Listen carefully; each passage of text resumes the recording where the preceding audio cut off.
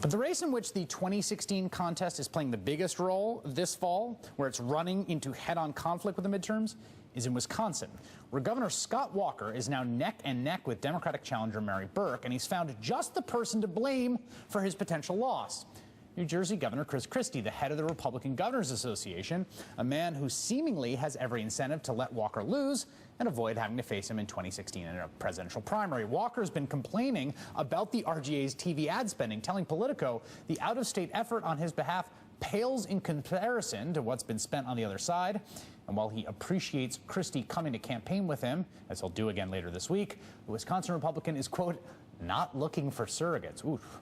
This comes after a group of Wisconsin Republicans blasted Christie in the Weekly Standard, suggesting, quote, that RGA Chairman Chris Christie might be tanking Walker, a potential rival for the 2016 nomination. And though the RGA is pouring an additional $1 million into Wisconsin ad buys, bringing its total spending on Walker's behalf to $8 million by the campaign's end, that's unlikely to quell the presidential backbiting the midterm campaign has already unleashed.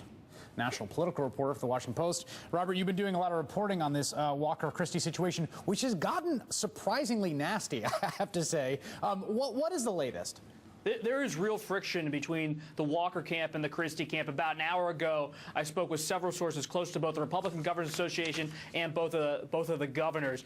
On the Walker side, they really believe that the $8 million that's set to come in, the $2 million in the final week for TV, is not enough. Walker's not going to say that very clearly publicly, but privately, he's super concerned about his race. And the Christie side, they're a bit taken aback by Walker's public pot shots. They think Walker should have done more in the summer and the fall to raise money. So this is a disagreement about the most important thing for a lot of these politicians in politics, money, and it doesn't seem to be ending anytime soon. Well, also, let me just say that maybe Scott Walker isn't calling a press conference to say this, but he's been pretty public. I mean, oh, sure. Well, he sat down with me last week, and he floated the idea that the RGA is not doing enough.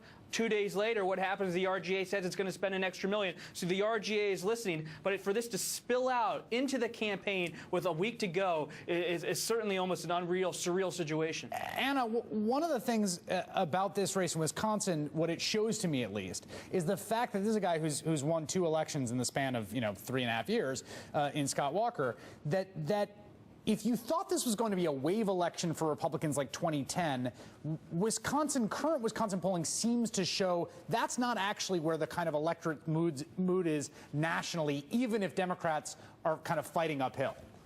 Well, I think that's true about Wisconsin. It's true of many races. It's true, for example, of North Carolina.